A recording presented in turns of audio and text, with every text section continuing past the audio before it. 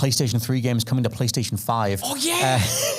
This comes from, it's written up by Game Rant, but it comes from reputable insider Nick Baker, Xbox Era podcast Nick Baker, saying that internally Sony have discussed select PlayStation 3 games coming to PlayStation 5 natively and not continuing to be streamed, which is what the PlayStation Plus offering is right now, which is something that I find to just be horrible. I know that like certain people have, I know you've played some PS3 games, they were awesome enough. I couldn't get away from the resolution and just how awkward the controls felt, the latency, things like that.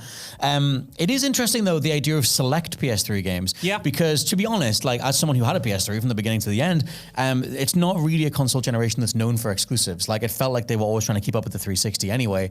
But there are notable gaps in the portfolio. Metal Gear Solid 4 would be the big one to me. Yeah. Infamous, and just having the Resistance games on there. Those are my big three. So I think if you're going to do select PS3 games, it's probably those ones. Yes. And that's maybe it. Oh, that's interesting. Unless it's just third-party stuff. No, yeah. I mean, maybe they will give us the PS3 port of Toy Story 3, perhaps, over on there. The PSP one's on there. No, you're absolutely right, though. I think I like that Classics Collection in its current form, but I like it because that's my only option for many of those games. Like, I wouldn't have been able to play the original God of War games, for instance, if I didn't have them on what was then PlayStation Now, and I had a good enough time with them, and I'm really pleased I managed to play them rather than fork out the money for a PS3 or a PS2 in the case of God of War and have to go back to the originals and deal with that faff. Like, they were good enough, but I think as the years go on, and as Xbox has just nailed it with their backwards compatibility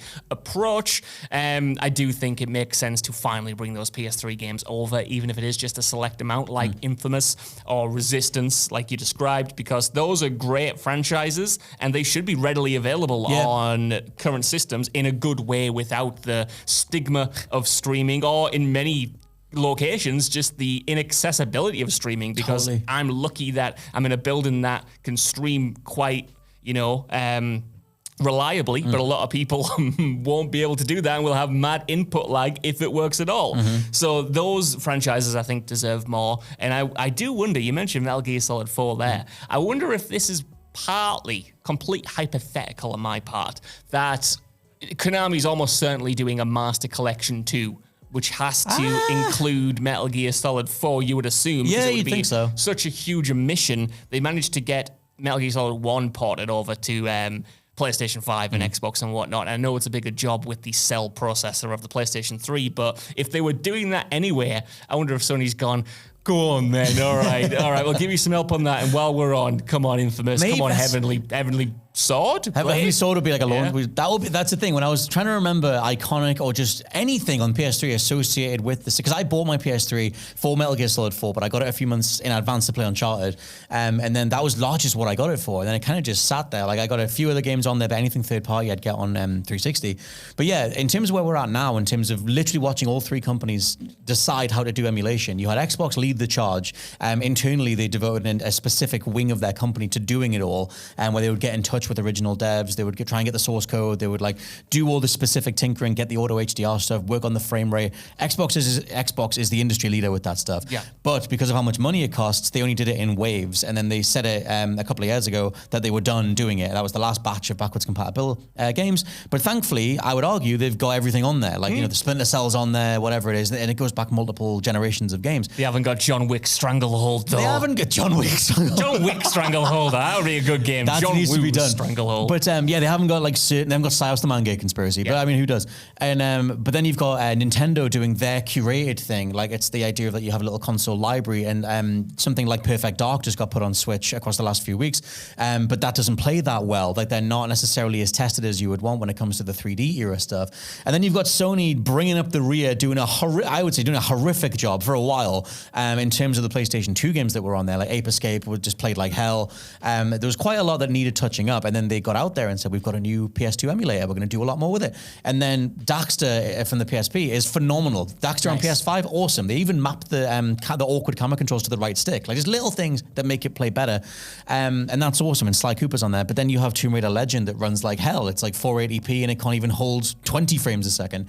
And so I think they seem to be internally doing more than they were, but not as much as Xbox, and like a little bit less than Nintendo as well. I did want to throw in the fact that all of this emulation stuff is still going down well with users. Website True Trophies revealed that after scanning 3.1 million active PSN accounts, PlayStation 2 Sly Cooper and the Thievius Raccoonus, which is now on PS5, is now the 8th most played PS Plus game of 2024 so far. And that's not counting the wider essential tier, because that's the bottom line thing. But in terms of the stuff being offered to people that isn't on the baseline stuff every month, it's doing extremely well. And like I said, Daxter is my personal one where I loaded it up and went, this looks awesome. Like, you've actually done the work here. It looks great. You know what's a terrifying wrinkle to all of this, Scott Tilver? Because I really hope it happens. There are so many games that I missed on the PlayStation 3 generation because I just didn't have one until very late in the day, until after a PS4 came out, I think. Right. And then I didn't get to play because those games weren't backwards compatible. But what is horrific to think about, and what just popped into my brain there, is that we're coming up on the 20th anniversary of the PlayStation 3.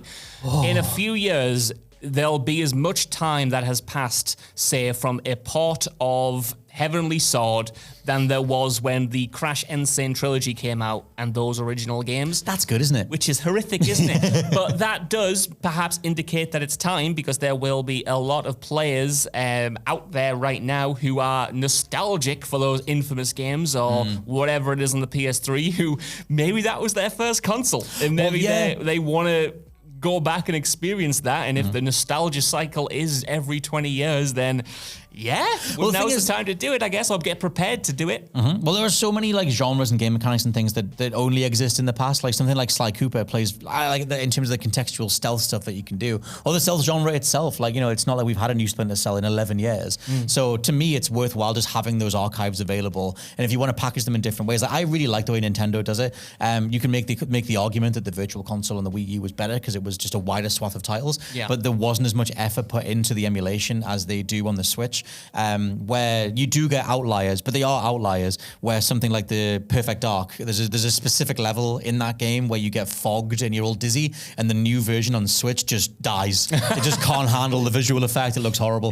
But the majority, especially when we're talking about Game Boy Advance and things like that, Game Boy games, emulated, like they just released Metroid Zero Mission on there, which is a remake of the original that was on Game Boy Advance. That runs beautifully. And all of this stuff as well, which is something Xbox doesn't do, comes with save states and rewinds and mod cons that actually, funnily enough, Xbox doesn't bolt on top of their games, but they would benefit for those titles as well. But when that stuff's done well, that's the way to experience old games. Like it's you upgrade the frame rate, you make it so you can save anywhere. Like that stuff's awesome, and I do feel like there's that is the way to do it. Like I feel the bar's been raised for that stuff. Yeah, 100%. Those save states and the ability to scrub through the actual game itself when you're emulating it on PlayStation. I know I've banged on about it so much, but that's saved my ass in Alone in the Dark: The New Nightmare, which was just broken in many regards when it came to bosses or whatever it was, and I would have probably quit out of that game early if I didn't have that ability. If I had to play it as intended, and of course you still get that option if you want to be a purist, but just giving you those modern features that either improve the experience of older games for players who might not have grown up with that era of game design or whatever. I think it just makes them more accessible as well. It not only acts as preservation, but it makes them more accessible. It might give someone the impetus to play the New Nightmare who would have been put off by it previously. And, you know, like you mentioned with Atari 50, it's just a cool way to experience gaming history. I think just have it on there in any form with a few tweaks to make it feel like something you want to go back to. Because I understand, you know, I don't agree at all with Jim Ryan that nobody wants to play Gran Turismo 3, but I do understand the reality that ultimately it is a percentage of gamers who will be interested in backwards compatibility in the way we are, but that doesn't mean you shouldn't cater to them. No, my thing is that there's always been ways to do it as well. Like I've mentioned before about doing console, like, you know, this month it's PS2 month, or here's some classics and whatever, but I think you could take a leaf from Atari's book and get back in touch with those devs and release a documentary, like a little video doc that you download alongside. Because you do it with loads of games when you pre-order stuff. They'll give you the soundtrack, they'll give you certain video materials or whatever that then they're separate launches on the home screen. Yeah. but you could easily package that together on the PlayStation Store and just say, hey, look, we're revisiting Metal Gear Solid 4. We couldn't get Kojima because he's got 50 million things on, but we try and get in touch with the creators and release all that stuff at once. Celebrate gaming history. It's awesome. We've all lived through it. The majority of your demographic is in their 30s plus. Why not make the most of that? That would be a cool thing that I haven't actually thought of. I don't know if you're into Criterion Collection Blu-rays, Scott Taylor. I don't even know what a Criterion to me is the Burnout devs. So man, I wish there was a Criterion Collection of Burnout. Just to explain what that is, it's essentially just a sort of boutique Blu-ray company that gets things into their Criterion Collection, but I've heard of that. They do it with the directors, or at least some of the filmmakers, original filmmakers, on board. So you'll often get a director coming back to their own work to oversee a 4K restoration. You'll get additional special features, maybe an updated director's commentary, maybe like some essays written by someone. That's and it cool. comes into this like complete package that focuses on the filmmakers rather than just the executives pumping out a new print that hasn't consulted anyone and has changed something from 4:3 to widescreen in a way that wasn't originally intended. It forefronts the creators in a lot of ways. They're not perfect, but it would be it would be cool to see, I think, something similar come over to games. Like you said, get Kojima on, get him to oversee maybe a port of a game like Metal Gear Solid 4, maybe add a few new supplementary materials, and you don't have to sell it as remastered, but it's just, to me, making it, time-proofing it in a way. You know, you have that forever now, and you can do an updated version again, but at least it's accessible to everyone in a way. I think even if my thing is own the negatives. Like if you went through a hellacious period, or you tried various prototypes, and we settled on the 6th one, and that's what shipped and whatever, that story is fascinating. If there's one thing I love the most about Atari 50, it's the episode about how they were all high AF trying to develop all these games, and they had there's a whole story in the Atari 50, let's call it a documentary overall, and where they talk about how they had this weed dealer that was bringing them big brown envelopes of weed in alongside all the other mail they were getting to try and smuggle it into the office, and there was just puffs of smoke across the entire studio. I was like, that's awesome, that's so much fun. And in Xbox's documentary, when they did their 20th anniversary stuff, talking about how much they messed up the Xbox One and how hard it was to even greenlight the original system, I think humans value that stuff far more than the hashtag brands think they do, and the idea of everything being smooth and squeaky clean and whatever. I actually think there's more value in being relatable and getting those projects off the ground, and then making it that final game is then playable is like the icing on the cake. Like, I just think there's so much more you could do with all that stuff.